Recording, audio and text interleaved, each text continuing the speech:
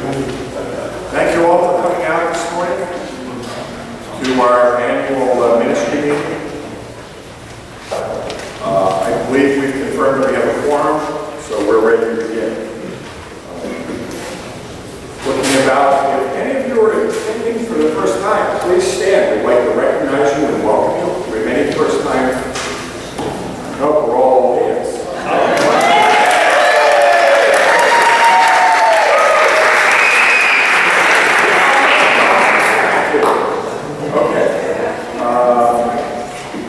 So the purpose of today's meeting is to review the results from the 2013-2014 year, elect new members to council.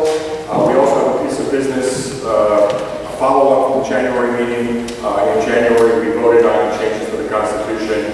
Turns out we have some additional changes to the Constitution, so we'll vote on that today. As I said, we have some voting, some elections to do, and we'll address some questions. So with that being said, Pastor, if you could lead us in an opening prayer. I have the hand held out here. No problem. Everything's on. I got to turn on. The Lord be with you. And also with you. Let us pray. Gracious Lord, as we gather together this day, we wish to give you thanks for the faith community of Good Shepherd, for the faithful people who minister not only to one another, but that share that ministry of care and support to others beyond our lives. Lord, we're also aware that there's so much more we could do, so we ask that you fill us with wisdom and discernment, and that you fill our hearts with your Holy Spirit, that in doing so, you give us the strength and the courage to do what needs to be done, but also the wisdom to know what needs to be left behind. So bless our time together, our conversation. May it be pleasing to your ears. In your Son's name we pray. Amen. I'd like to remind you of the guidelines for today's discussion. Every voting member will have an opportunity to speak, raise an issue. After everyone has had an opportunity to speak on an issue, someone who wants to speak again will have one opportunity to speak a second time. And in order to move things along, I will try and moderate the length of time on issues and the amount of discussion we have. First order of business, all of you should either have picked up a copy of the agenda in the back or gotten it electronically. As you know, we're trying to move forward electronically to save cost and actually speed up our ability to communicate. So the first thing we need is a motion to approve the agenda. Dave, motion from Dave, second from Eric. All in favor of the agenda as submitted? Opposed? Is that an opposed? No. Okay, unanimous. Abstain. Anybody abstain? Thank you. The other item of business in your package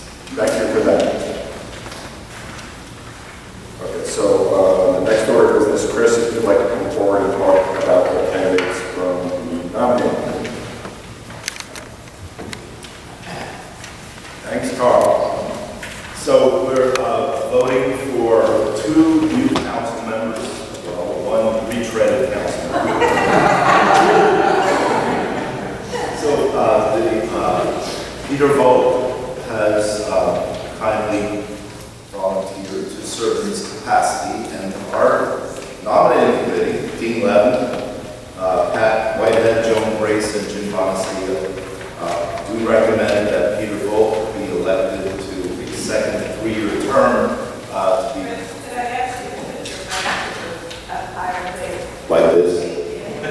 Oh, it sounds like the Death Star. Thank you, Janice. So the nominating committee recommends that Peter Volk be elected to a second-year term ending in 2017. And the nominating committee also recommends that Emily Lockwood be elected to a 1-year term as youth representative. We will now pass out ballots. First motions from the floor.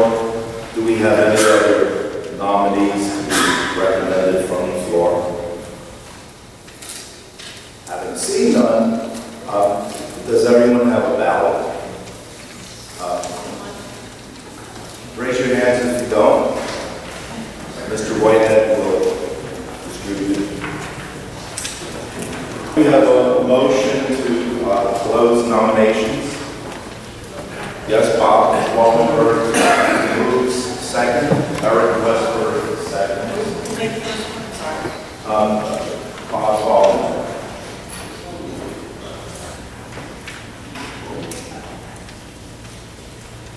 All in favor of closing nominations, raise your hands.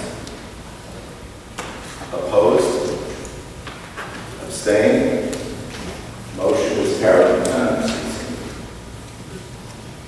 We also, the nominating committee also recommends 2 new members to the nominating committee, so we are self-replicating. These are 2-year terms ending May 16th, and the 2 new members recommended are Joanna Shaw and Bill Jones. Are there any other nominations for nominating committee? I don't think we go up that too, Carl. Yes, the congregation will elect, you nominate him to your terms. Yes, it is a voting.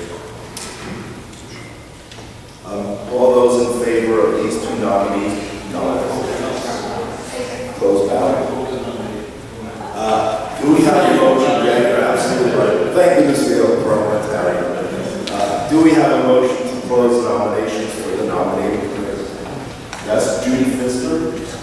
We have a second, Lynn York. All those in favor of closing nominations for the nominating committee, raise your hands.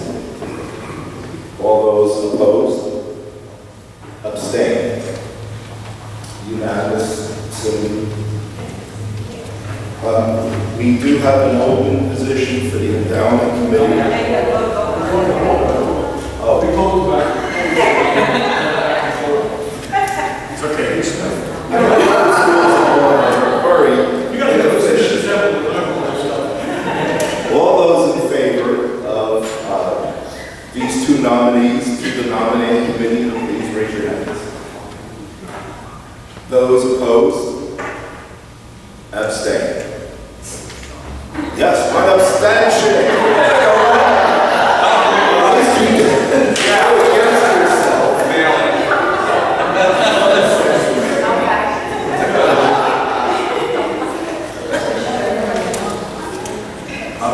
We do not have a recommendation for the open slot on the endowment committee. We also have an open slot for the HR committee at this point, but we have no nominations to make. Carl, is it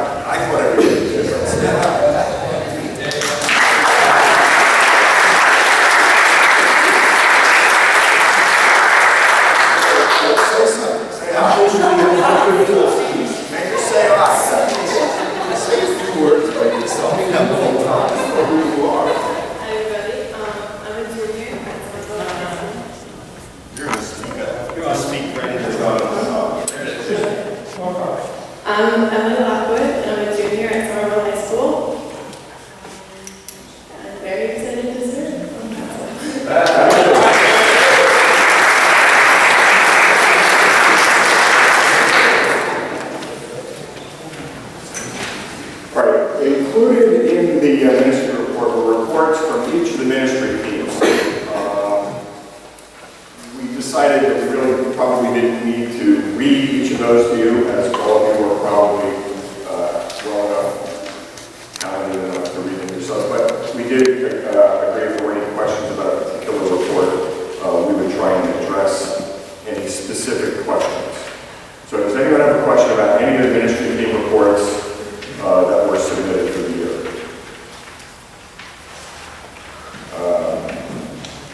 I don't see any. I don't think we have to vote for the seventh, right? So I think that's it. So I don't see any questions, so we'll move on to the next piece of business. Dean and Lynn, can you give us a report on the Synod Assembly? Oh, wait, you have a question? One question for the finance committee. Oh, wait, hang on. Wait, now I got people asking questions after I've already moved on. Now we have questions. Okay, hang on just a second. I'll start with Charles.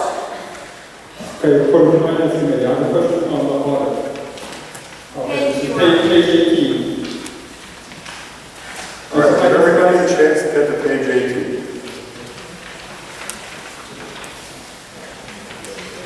18, go ahead. Okay, the question is, are they still working on the 2011 audit? Is that the correct year? Eric, do you want to address that for Kevin, the audit committee? That should be the 2012 audit. That's the most recent church audit that's been completed. We're getting ready to start the 2013 audit shortly. Okay, so we've completed through 2012 for the church audit, daycare. Where are we at with the daycare audits? Mark, are you on the daycare audits? He's the new guy. Okay, so 2012 for the church, and we'll figure out where we're at with daycare, and we're starting 2013. That answer your question, Charles? Yes. Okay, where did Judy go? Judy, would you? I'm here. Oh, you're probably Florinda. Florinda. All right, thanks. As you may know, I am the chair of the Children and Youth Ministry team. I have a special appeal to make. I didn't know that this was down to you, but you said it is. 2015, the ELCA Youth Gathering is happening in Detroit. Now, for those of you who don't know, it's every 2 years, I think? Every 3 years. Youth from all ELCA congregations get together, and it is an incredible time. Just to give you an idea, my daughter Brianna went when she was in the 10th grade, and it was that event that convinced her in the 10th grade to devote her life to serving youth, underprivileged youth. And to this day, she's a teacher of underprivileged youth, and so she's going her career too. Big problem though. The Bullis has been here in the past, coordinated, we have no one to do that this time. And it is an enormous responsibility, but not one that you would take on specifically yourself. But we are looking for one person to be the project manager, if you will, to be the person that would help coordinate this thing. And then from there, you would, through the volunteer coordinator, through Janice, that you would find helpers, right? But we do need one person who has really good administrative skills, project management skills, project leader skills, who can delegate, follow up, that kind of thing, and build a team to be able to do this. We desperately want to do this year. We don't want to let this go. It's been invaluable. All three of my kids have gone, a number of others that I've spoken to have said that it was all very well worth. So if that is something that is in your wheelhouse, as we say in business, something that you can do as a project leader, please let me know. And I make this appeal publicly like this, but we'll also go through the volunteer coordinator as well. That's it. Thank you. And it doesn't mean you have to chaperone. Oh, yes, that's, I noticed for me because Judy just accosted me here. But no, you do not have to chaperone this thing. It will be up to you to find those chaperones along with your team. The Children and Youth Ministry team will help you with this, of course. But no, you do not actually have We just need that one person to keep the lead on. And I So just- you're looking for a project manager for it? What's that? You're looking for a project manager? Yes. Yes, approach me after the meeting is, I might be able to. Thank you. Only project manager. Only project manager. Always willing to have a conversation. Yes. Thank you. Any more questions? Before I move on again, any more questions, comments, updates? Random thoughts? Okay, good. Okay, Dean and Lynn, do you want to give us sort of a report from your meeting in the meeting of the Synod Assembly?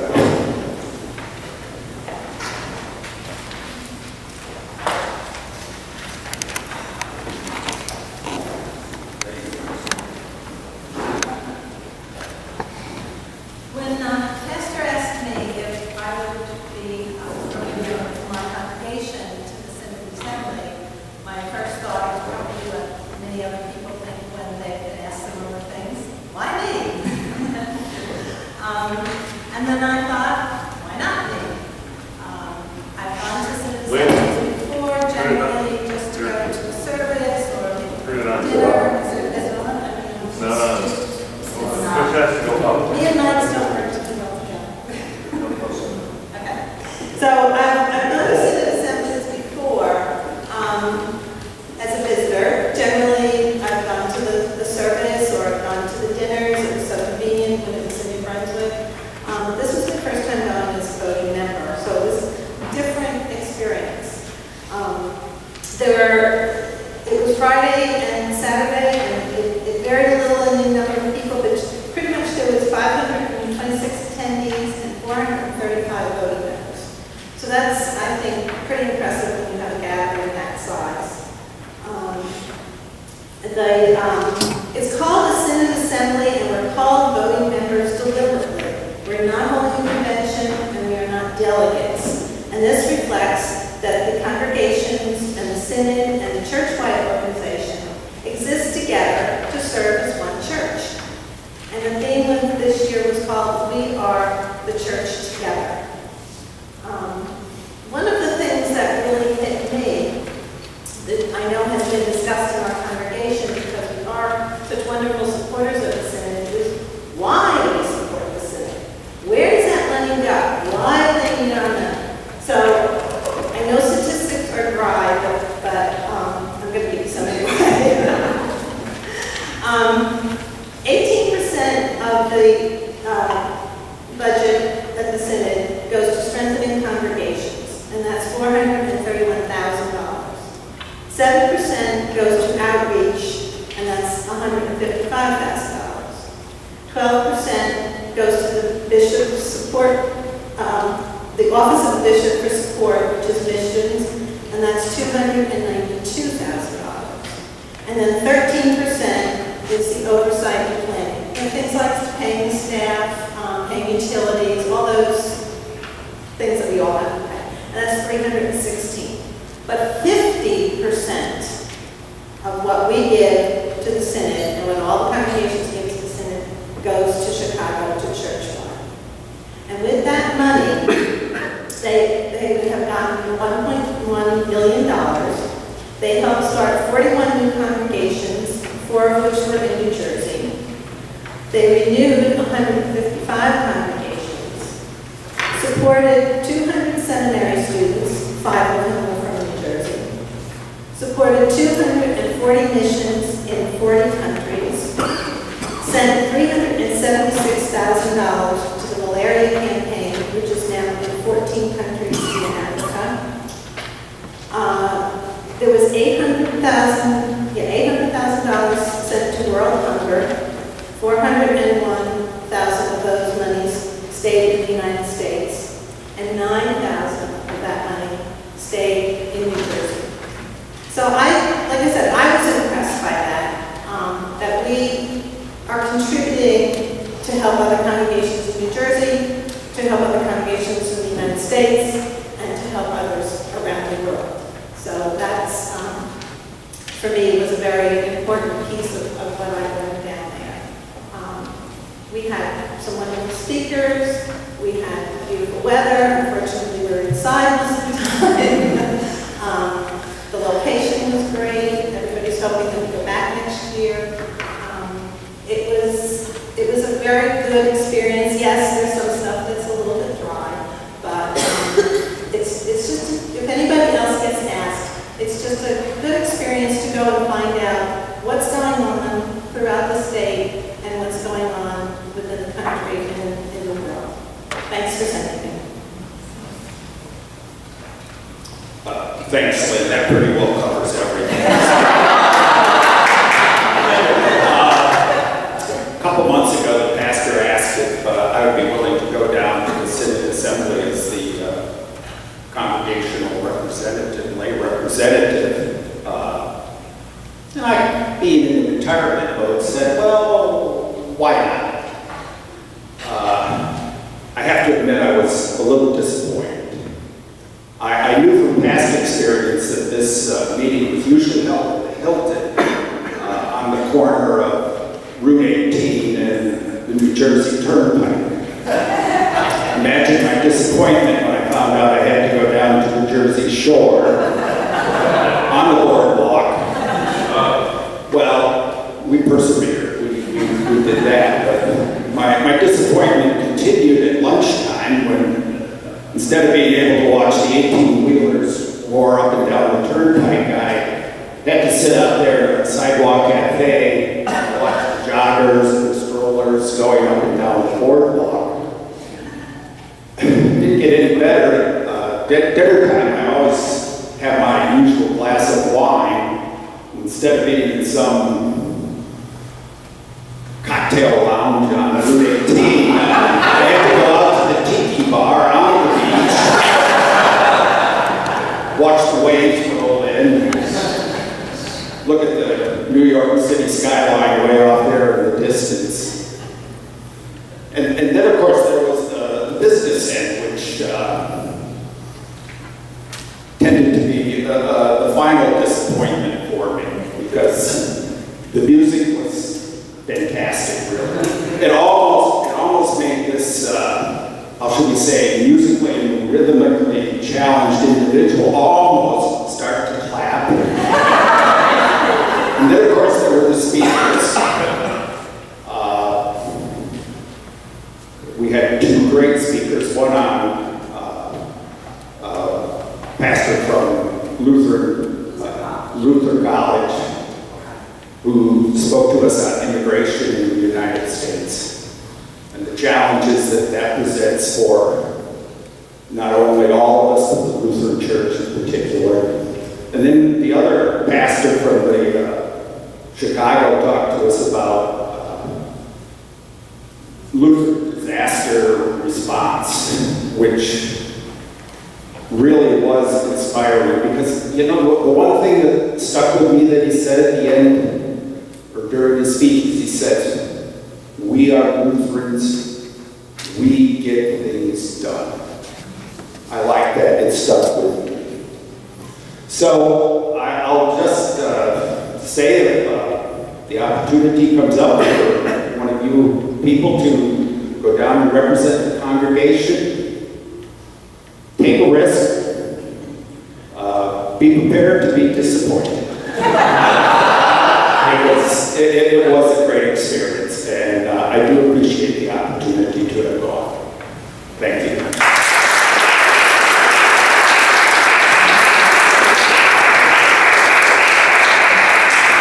Thank you, Dean and Lynn. That concludes the old business. New business is, we have two outgoing members of council this year. This is my last year at council. I'm disappointed. But I'll find something else to do, so I'll... Disappointed also. Oh, I'm sorry. I was so devastated I didn't know this. I skipped one piece of old business. As I mentioned, thank you, Pastor. See, I didn't even know. In January, we made some changes to the Model Constitution based on things that were voted Chicago. It turns out that there were several other updates that we needed to have included that we missed. So that we've now incorporated that. We've distributed that to you for your review. And at this point, we now aim to read the entire Constitution into the record. So we're going to read the Constitution and then ask you to vote and approve the changes. Janine? Is there a way we can just read the changes to the Yeah, so Constitution? you could make such a motion. And Yes, we I can- move to make, to only review the changes to the Constitution instead of reading the entire Constitution. That's moved. I'm going to second that. So all in favor of suspending the reading of the entire Constitution into the record, in favor? Any opposed? And abstained. Okay, so rather than reading the entire Constitution, we'll discuss the changes. Dave, perhaps you could do that again for us. We don't really have to read the changes either. Well, no, I thought we We just do discussed the highlight. When we did the update of our Constitution after the January meeting, we found out that we had skipped over the last 5 or 6 years a number of other changes that were sent through, but we didn't become aware of them. So that's why we need to change this time to catch up in the last 3 or 4 different churchwide assemblies where these motions and changes were approved. So all this is housekeeping. These positions have already been adopted by the churchwide years ago, which is why we're putting in our Constitution. So this will get us back up to date again. I think part of the problem is when we had transitioned in the past, is we sort of lost track of where we were and stuff, but we are now caught up. So all these changes are, in most cases, are legalese to make sure that our name is understood if we had a situation that we're not 3 different bodies, we're one unit of ELCW, ELCA, but we're not a separate congregation, separate synod, separate church, we're just one body. Things like that. Minor changes, some clarification of words, things like that. If anybody has a question on what you've all read, I'm sure at home, please raise your hand and I'll see what I can do to answer. Just also mentioned the electronic communications. That was already approved. Right, but just for those who, that it's also, we've already have that in there, right? It's not today. The things we approved in January are in here already. Okay. It's ones we missed in the previous Oh, I years. got That is a big change in the way we're going to communicate with you going forward. We now can rely on official communications through electronic media. It doesn't have to be mailed to your home. So all of you who have the ability to interact with us electronically, please make sure that we have your most complete, correct, and updated contact information. That will save a significant amount of time and money in the church office if we can share with you that way. We're going to use that provision by emailing this document and the annual report to most people. So that's going to be very handy going forward. We can also do meetings and votes electronically for council and committees. So those kind of provisions are a welcome change. That was done last September in Pittsburgh. But we missed some of the other changes. Nothing major consequences though. So anyone else have questions? Yes, please. So they, with the congregational council, we have a highlighted section that says at least one of whom on council shall be youth, and at least one of whom shall be a young adult. That's new. What is new about that? And what's a young adult? Young adult is 18 to 30. A young adult is 18 to 30, that is something new. A young youth, of course, is a high school. Yeah. We've been trying to get youth members for a number of years now.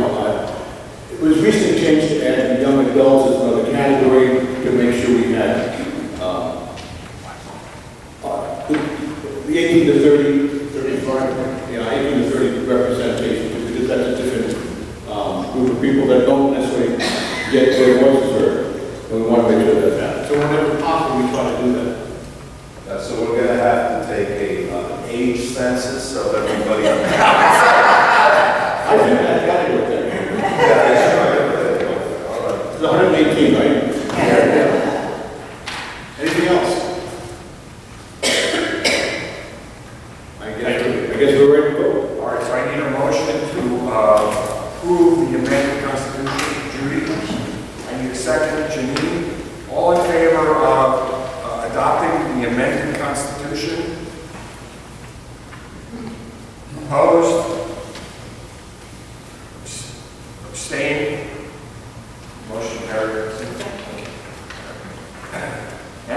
closing old business and moving on to new business. Janice. Carl, I don't have new business, but I do have something that I need to say. And I'm not even able to stand up to say this. As a congregation, we are grieving the loss of a dear friend, Ron Simpson, whose life was a pure example of a giving servant. I know we've all been touched by him and his family in so many ways. His wife, Peggy, is been my strength in the last few days, watching her family together, praising God for his life and his example. The one thing that she asks for as a possibility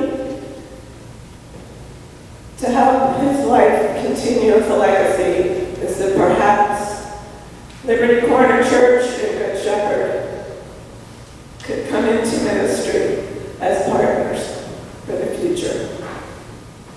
So I'd like to raise that up as an opportunity to all of you leaders who sit here as loving servants of the Lord to consider that for the future. And let's surround each other with the love that God has shown us in the lives of these grateful servants. The latest news is that the memorial service for Ron will be on July 12th, Saturday morning at 11 o'clock at Liberty Corner Presbyterian Church. And Peggy and her sons are graciously accepting all of your prayers and support, and she thanks you for that. Thank you. Thank you for sharing. Thank you. Thank you for raising that. Chris, maybe that's something that you can counsel.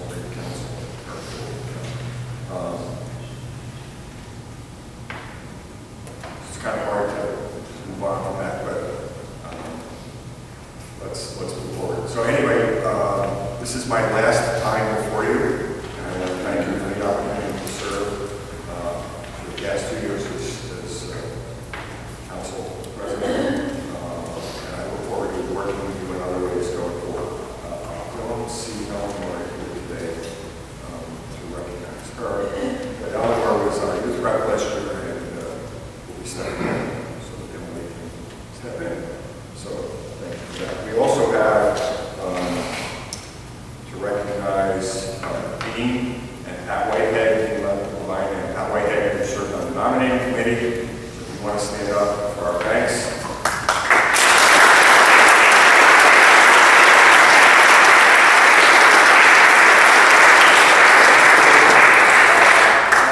Walter Meyer, serving as our human resource guru, administrator, support for the past year and a half.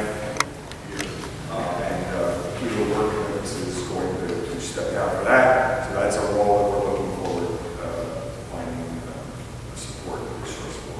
So, okay. Sure.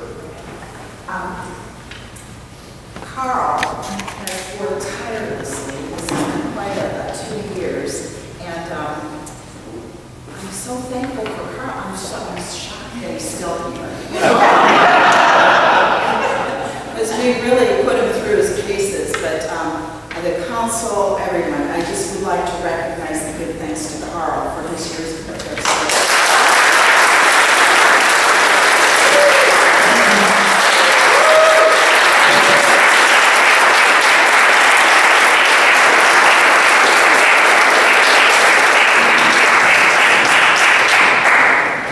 You won't get rid of it.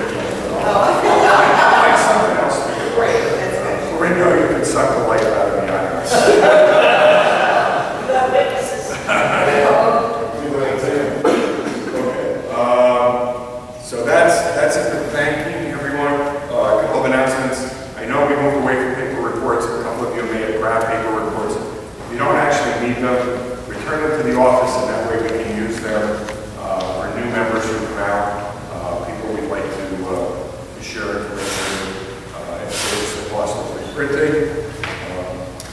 And then we don't have any, Peter, you're an old hand, so we don't need to, let's stand up. Emily, if you stand up, we'll recognize you again and welcome you to council.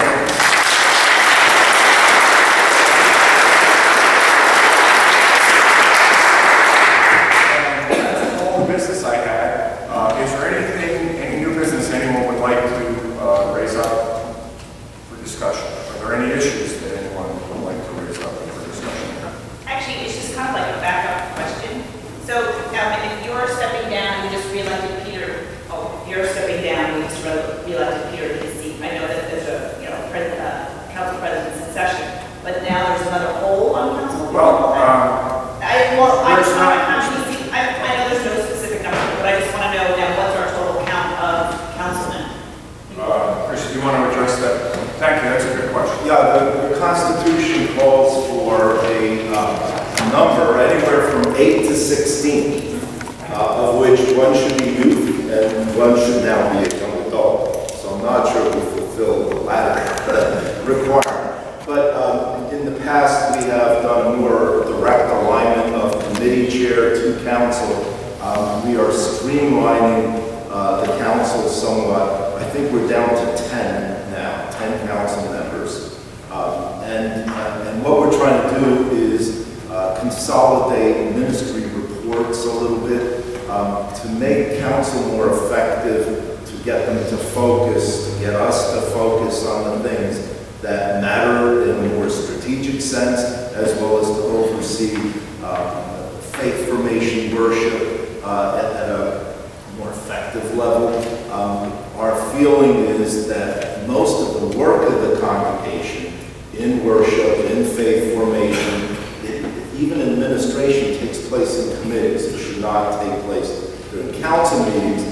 So we're in a multi-year effort to sort of change the relationship and the organization of our church bodies a little bit, put a little more weight on the committees, get engagement at the committee level, less at the council level. So that's the long-term plan, at least.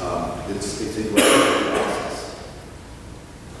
Chris, on that point, is since there's no direct representation from a committee to a council, exactly how does the council stay in tune with what's happening in the committee? And will there be any point in time during the year where the committee chairs and the council meet together? Yes and yes. When we say there's no direct connection, that's not exactly true. We do have one person designated as a liaison for every single committee to the council, so we have connections there. Those people are also expected to attend most of the meetings of that committee, but not all necessarily. I think in the, I'm sorry, what was your second question? The second question is, will the committee chairs and the council be getting together? That's exactly one of the issues we've been discussing. How do we build better and more comprehensive communication between what's happening at the committee level, what's happening at the council level? And we are considering exactly that, having presentations or meetings that rotate between committees and the council as circumstances require, and also on a more regular basis. So we're still working through that, Julia. It's a very important point. We clearly need better communication. Have you set the liaisons to the committees yet? Or will that be done now that? That's going to be done now. That's not been finalized, but we're working on it. All right, no problem. Thank you. Any more questions before we move forward? One for the balcony. Is there an update on the Associated Pastor call? Is there an update on associate pastor? The executive committee is continuing to work with Synod. At this point, the latest update is we have not heard from Synod since the May meeting, so it's not really, and we all got together in May, when I say the May meeting, and then when we did our update in May. There have been candidates, I think Synod had 10 total, 10 positions, 5 candidates, right? So the Synod had 10 requests. They had 5 candidates. Our request was considered high on the list, which is what Pastor Everly reported in May. One candidate has reviewed our opportunity and said that that position isn't right for them. So the Synod, right now we're waiting, in this sense, we're waiting for the Synod to present a candidate for us. Council there's a discussion Tuesday night at Council about moving forward and pulling together a call committee, even in absence of hearing back from Synod, so that we're not going to wait, we're going to keep moving forward. And then we've discussed some other options. If there are no candidates from Synod, we need to, Council will have to develop plans for it. We've discussed alternatives and options at Council. Soon we'll have to begin talking about those options. Chris. Yeah, and just one quick thing. Whether we have a candidate in this June or July or not, we are moving forward in focusing and refocusing our efforts on children and youth. That will not go by the wayside. We do not expect a year to go by with us doing very little or nothing. We are going to make changes. We are going to work with Children and Youth Committee. We're going to work with, in other ways, with the Council. We are determined that we will transform the way faith formation among our young people, our young families happens. We would like an associate pastor to help us with that, and God willing, we will do something soon. But in the meantime, we plan to move forward. Thank you, Charles. Again, this is your time to ask questions. We have a couple of minutes before the next service. How much time? Okay, so we have plenty of time.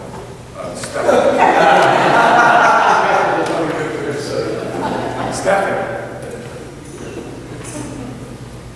Just wanted to offer an invitation to members of the congregation to pray together. We call Pastor Chris, there was a transition team that actually focused on praying for the ministry of our congregation and all of our pastor. So with the Natural Church Development Committee, we asked the prayer ministers to lead us in a half an hour of informal prayer in room D, starting on the 15th, next Sunday, from 9 to 9:30, to just pray for the ministry of our congregation, and also a way for us to share our joys and our concerns together in a sort of informal prayer service. So I invite you to come. It will be different every week because each prayer minister has their own style. And we're going to do this right through September 7th. And then perhaps there will be a field that we would like to continue this as part of the ministry. This is 30 minutes. Thank you, Steph. Okay, so always want to get ready. Personal privilege, is that what this is called?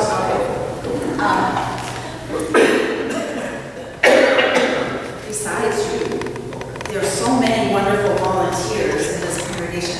You know what? And the word volunteer is not the right word. It's some people who are putting disciples, but they're people who are just wonderful leaders in our congregation who have stepped up to the plate to help fill in the gaps left by Linda Walker, who retired, and Linda Pullis, who left a year ago. And none of this would have been possible without these wonderful leaders. And if I start naming them, you wouldn't believe how long the list is. The other additional thing that I'd like to say is my thanks to Laura Maravich, our new office administrator. We had just the wonderful good fortune that she came at the right time, especially after our last year's with our other church administrator. It did not work out. She wasn't a fit. She became ill, and I think that was her exit out. And it worked at the time. I wasn't happy about it, but and then Laura came along, and then I don't know. Some of you have already been working with Laura. She's just been wonderful. And you know those changes to the Constitution that we just voted on today? Laura is the one who found them. You know, Amy Flacker used to do that. Susan Capaldi used to do that. Now I have Laura. And she just read all the stuff and she said, did you know? You're not up to date. So the last 2 years have been awful in many ways because of not having the office staffed. We finally have that staff, and she started January 20th, and I'm already starting to feel some relief for myself. I'm starting to feel re-energized to be creative again and doing ministry rather than being dragged down by the office. I mean, we always have to have somebody in the office who is the hub that directs everybody else, including pastor and the rest of the staff. And I'm just so thankful for all that. So I look forward to whoever this person is that will join our team, because as of right now, without the two Lindas, we're still short about 60 hours a week of hands-on professional leadership. And so there's still holes in our ministry. I so look forward to the day when we can go forward and make other improvements to our evangelism efforts and all that. But I think if you read my report, the image of when you lose a nurse on a unit, all of a sudden the patients aren't so happy. You know, there's not as much hands-on care. I felt that way here at Good Shepherd. And so I'm just so thankful for Laura, but I am so looking forward to us moving ahead so that we can do more in ministry and mission that has had to be, well, left behind for right now. So I look forward to that.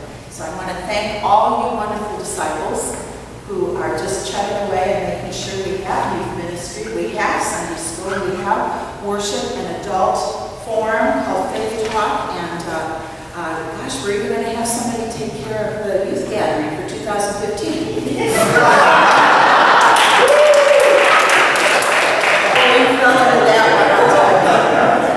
So my thanks to all of you who are here, but also to the folks who aren't here, who are also faithful disciples and have made this all work in a very stressful 2-year period. It can only go